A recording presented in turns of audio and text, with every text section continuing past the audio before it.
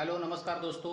मैं शिवराम आपके लिए एक बेहतरीन कोर्स लेके आ रहा हूं जो पूरी शेयर मार्केट की जानकारी आपको दे देगा। और शेयर मार्केट के बारे में हम लोग आज के दिन ये पहला basic information about share market ये पहला चैप्टर लेके आ रहे हैं। तो ये basic information about share market में पहली जो जानकारी है वो कितने टाइप्स के मार्केट होते हैं, यानी कि how many types of market. ऐसा किसी ने आपको पूछा तो दो प्रकार के मार्केट होते हैं। जो मार्केट है, एक है डेवलप मार्केट और दूसरा है इमर्जिंग मार्केट। डेवलप मार्केट ये यूएस को भी कहा जाता है और इमर्जिंग मार्केट इंडियन मार्केट को भी कहा जाता है। इसमें बहुत सारे देश इंक्लूड है, लेकिन आपको खाली एग्जाम्पल के लिए मैंने दो देशों का नाम इसमें डाल दिया है। डेवलप मार्केट यानी कि यूएस जो डेवलप कंट्री है उसका मार्केट, इमर्जिंग मार्केट जो उससे नीचे आ जाता है जो इंडियन मार्केट है। इंडियन मार्केट के बारे में हम लोग थोड़ी सी जानकारी ले लेते हैं। इंडियन मार्केट में दो टाइप्स के एक्सचेंज है दोस्तों। इंडियन मार्केट में दो टाइप के एक्सचेंज है, एक है बीएसई और दूसरा है एनएसई। बीएसई को बॉम्बे स्टॉक एक्सचेंज कहा जाता है और एनएसई को नेशनल स्टॉक एक्सचेंज कहा जाता है। ओके, तो बीएसई का जो बीएसई ये जो फर्म हुई इंडिया में, ये 9 जुलाई 1875 में रिफॉर्म हो गई इंडिया में। और इसको रिप्रेजेंट कर जिन्होंने किया उनका नाम है प्रेमचंद साहब। ये प्रेमचंद साहब ने 9 जुलाई 1875 में इसकी स्थापना की और अभी ये फेमस है। और ये बीएसई को दलाल स्ट्रीट भी कहा जाता है। और आपने अभी पिछले कुछ महीनों के पहले आपने देखा होगा, एक 1992 की एक सीरीज आई थी जिसमें दलाल स्ट्रीट का नाम बार बार लिया जाता था। तो ये बहुत ही फेमस है और इसका लोकेशन जो है वो बॉम्बे में है। और एनएससी जो है ये इसका भी लोकेशन बॉम्बे में है और इसको भी रिप्रेजेंट जो किया है अभी के लेटेस्ट चेयरमैन इसके है गिरीश चतुर्वेदी साहब। और ये स्टार्ट हुई थी 1992 में और इसको रिकॉग्नाइज स्टॉक एक्सचेंज ने किया था, यानी कि सेबी ने किया था, जो 1993 से एक्चुअल स्टार्टअप हो गई थी। इसमें कुछ इंडाइसेस इंक्लूड है। उससे पहले हम एक जानकारी लेते हैं। ये बीएसई जो है इसे सेंसेक्स कहा जाता है और जो एनएसई है इसको निफ्टी 50 कहा जाता है। तो इनका ये एक्चुअल सेकंड नाम है। बीएसई का सेंसेक्स और एनएसई का निफ्टी 50 ये नाम है। और इसमें कुछ इंडाइसेस इंक्लूड है। तो बड़े बड़े इंडाइसेस जो है वो मैं आपको अभी फिलहाल बता रहा हूं। तो बीएसई में एसएनपी स्मॉल कैप नाम का एक इंडाइसेस है, दूसरा है एसएनपी मिड कैप नाम का एक इंडाइसेस है और तीसरा जो है वो एसएनपी लार्ज कैप नाम का इंडाइसेस है और चौथा जो है उसे कहते हैं बीएसई 500 इंडाइसेस। इसी तरह से निफ्टी में भी दो चार इंडाइसेस है। तो पहला जो है निफ्टी नेक्स्ट 50, दूसरा है निफ्टी 100, तीसरा है निफ्टी 200 और चौथा है निफ्टी 500। तो ये इंडाइसेस है इसमें। और नंबर ऑफ लिस्टिंग कंपनियां कितने हैं तो बीएसई में हम लोग देखेंगे तो बीएसई में नंबर ऑफ लिस्टिंग कंपनियां कितने हैं, 5439 प्लस इतनी कंपनियां ऑलरेडी बीएसई में लिस्टेड है। और एनएसई की देखी जाए तो 2002 प्लस कंपनियां ऑलरेडी लिस्टेड है। इसका मार्केट कैपिटल के बारे में थोड़ी सी जानकारी लेते हैं। तो बीएसई का जो मार्केट कैपिटल है वो 255 लाख करोड़ का मार्केट कैप है। यूएस डॉलर में कन्वर्ट किया तो ये कितना हो जाएगा, 3.4 ट्रिलियन यूएस डॉलर। और ये जो आंकड़ा मैंने अभी बताया ये सितंबर 2021 का आंकड़ा है। तो अभी जो होगा वो भी उसमें बाद में प्लस करेंगे हम लोग। और अभी का जो जितना डाटा मेरे पास है वो है 3.4 ट्रिलियन। सेम एनएसई में भी 3.4 ट्रिलियन का आंकड़ा है। ये अगस्त 2021 का आंकड़ा है। और इसका market capital as a value पे देखोगे तो 89,98,811 करोड़ का मार्केट कैपिटल है। ये पूरे शेयर मार्केट के जो दो एक्सचेंज है हम लोगों ने अभी पढ़ाई की है, ये बीएसई है और ये एनएसई है। इसको चलाता कौन है, इसके ऊपर कोई रेगुलेटर है क्या, कोई वॉचडॉग है क्या इनको देखने वाला। तो हमें एक सिक्योरिटी मिल जाती है कि भाई इसको देखने वाला भी कोई ना कोई बड़ा कमेटी है। तो वो बड़ा कमेटी है, उसको रेगुलेटर कहा जाता है, जिसका नाम है सेबी। सेबी यानी कि security exchange board of India, ये इसको रेगुलेट करती है। ये सब जानकारी हो गई इंडियन स्टॉक मार्केट के बारे में। ओके, फिर एक बार हम लोग रिवाइज करते हैं। तो पहला हम लोगों ने क्या देखा, कितने टाइप के मार्केट होते हैं। तो दो टाइप के मार्केट होते हैं, एक है डेवलप मार्केट, दूसरा है emerging market. Okay, emerging market में हम लोग आते हैं इंडियन मार्केट। तो इंडियन मार्केट के बारे में भी हम लोगों ने थोड़ा इंफॉर्मेशन लिया। तो इंडियन मार्केट में दो प्रकार के एक्सचेंज है, बॉम्बे स्टॉक एक्सचेंज और नेशनल स्टॉक एक्सचेंज। और उसके बारे में थोड़ी थोड़ी जानकारी हम लोगों ने ली। उसमें एक पॉइंट था कि बीएसई को सेंसेक्स कहा जाता है और एनएसई को निफ्टी 50 कहा जाता है। और इसमें दो चार प्रकार के छोटे मोटे इंडाइसेस है, वो इंडाइसेस के बारे में भी हम लोगों ने थोड़ा देखा। और इसमें कितनी कंपनियां लिस्टेड है, तो ओवरऑल दोनों मिला के ये 5439 और ये 2002 कंपनियां सब मिला के लगभग 7441 प्लस कंपनियां ऑलरेडी इसमें लिस्टेड है।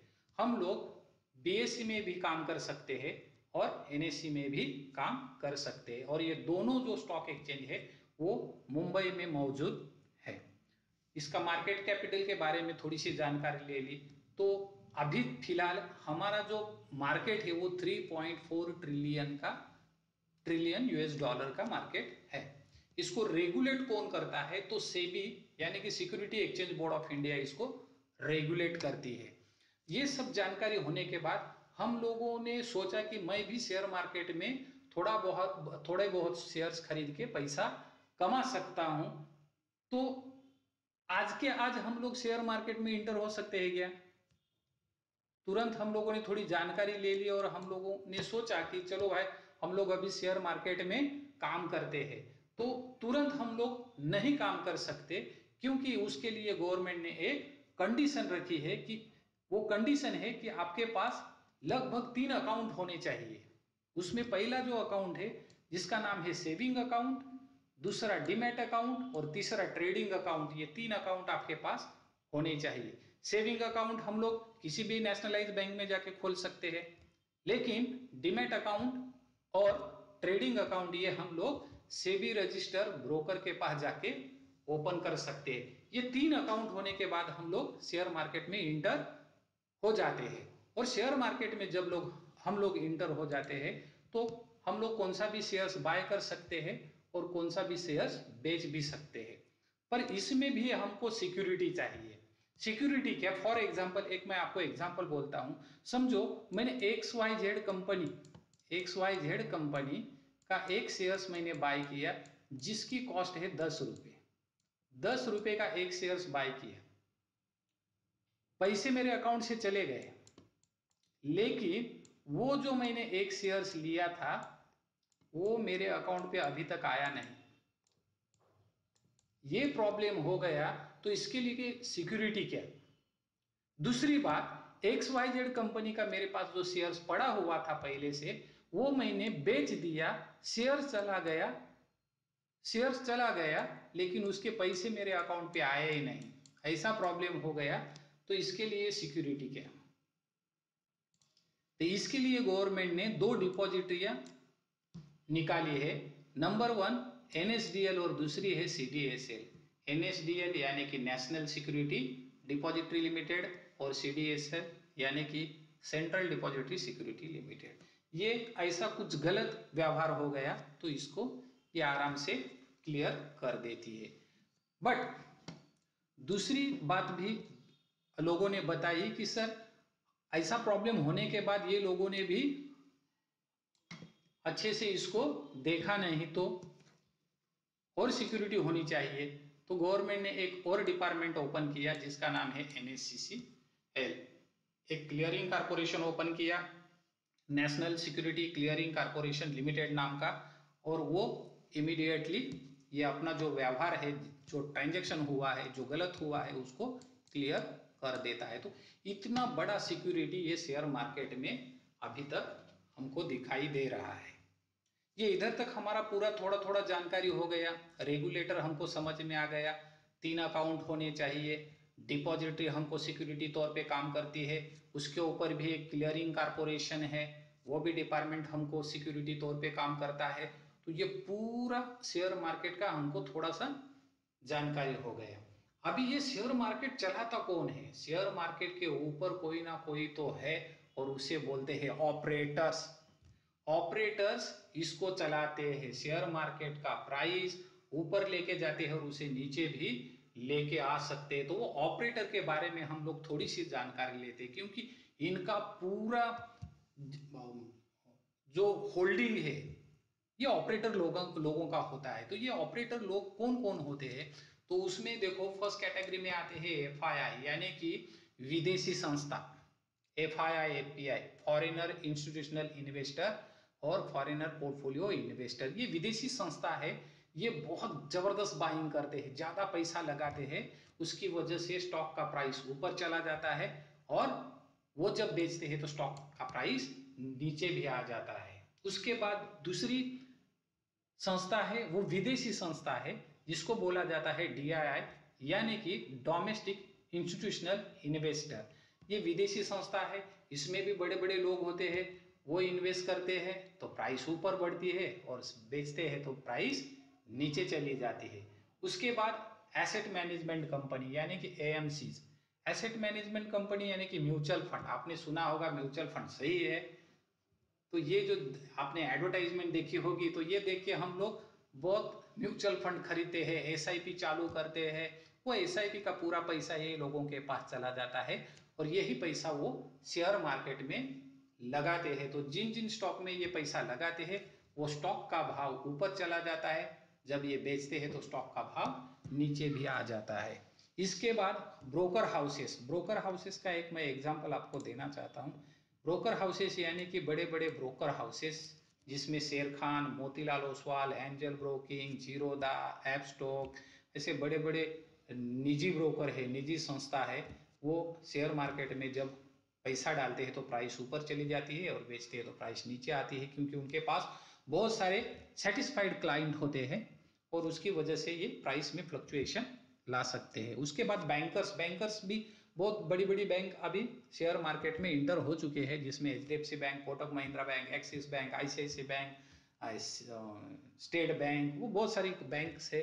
वो बैंकर्स भी शेयर मार्केट में पैसा डालते हैं, बहुत सारा पैसा डालता है, इसकी वजह से प्राइस ऊपर चली जाती है और नीचे भी आ सकती है। ये भी फ्लक्चुएशन मार्केट में आ जाते हैं।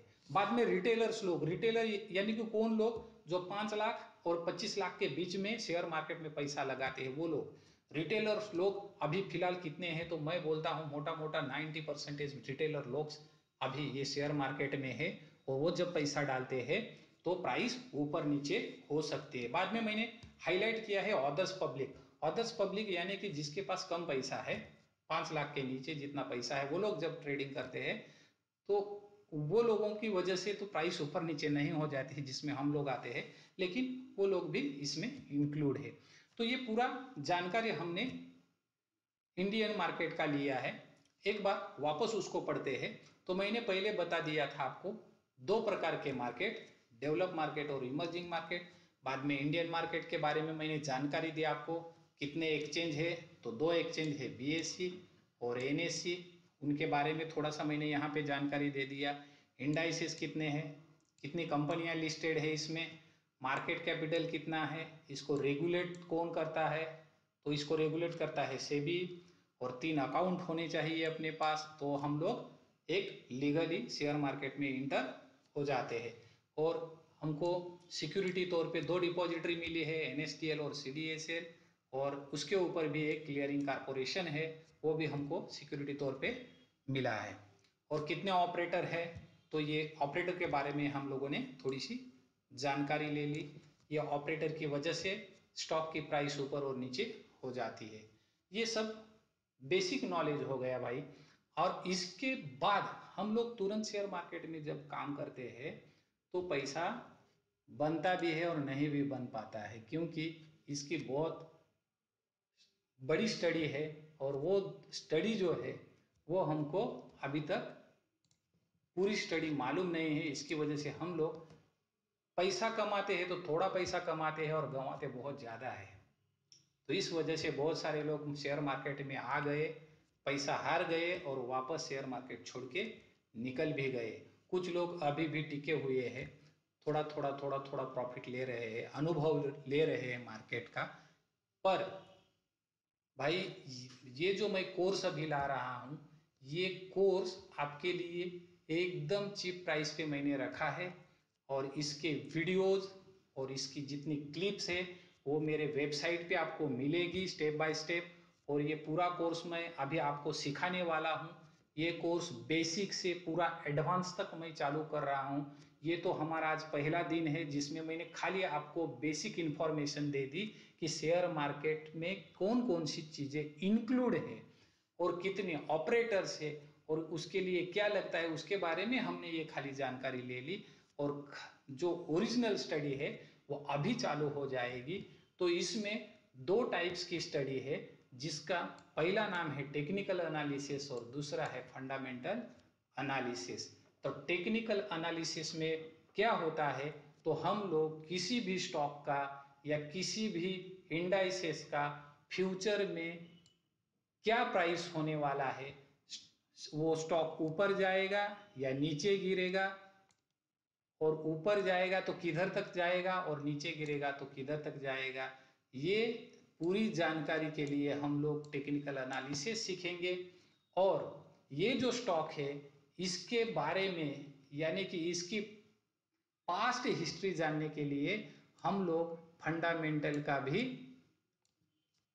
फंडामेंटल नाम की भी स्टडी करेंगे और इसकी जानकारी से हम लोग ये स्टॉक की पूरी पिछली जानकारी भी ले सकते हैं और आगे जाके इसमें क्या होने वाला है इसकी भी जानकारी ले सकते हैं। तो ये दोनों कोर्स मैं अभी चालू कर रहा हूँ, टेक्निकल और फंडामेंटल एनालिसिस, जिसमें हमारा पहला लेसन आएगा टेक्निकल एनालिसिस का जिसका नाम है कैंडल स्टिक। वो मैं अगले वीडियो में आपको सिखाने वाला हूँ, तो वो ज़रूर आप देखें और उसके बारे में अच्छे से जानकारी ले लें। और ये वीडियो जो है ये बार बार रिवाइज करके देखिए, इसकी जानकारी ले लीजिए, क्योंकि ये बेसिक से मैंने चालू किया है। थोड़ी थोड़ी जानकारी आपको देते देते देते मैं आपको एडवांस तक लेके जाने वाला हूँ। और ये आज पहला दिन है, तो पहले दिन के लिए इतनी स्टडी तो काफ़ी है आपको शेयर मार्केट की जानकारी लेने के लिए। और कल से हम लोग टेक्निकल एनालिसिस के बारे में जानकारी ले लेंगे। तो दोस्तों, आपने ये वीडियो देखा, इसके लिए हम लोग आपको धन्यवाद देते हैं। और ये कोर्स ज्वाइन किया इसके लिए भी धन्यवाद, और आगे जाके हम लोग अच्छे से पढ़ाई कर देंगे। तो थैंक यू वेरी मच दोस्तों।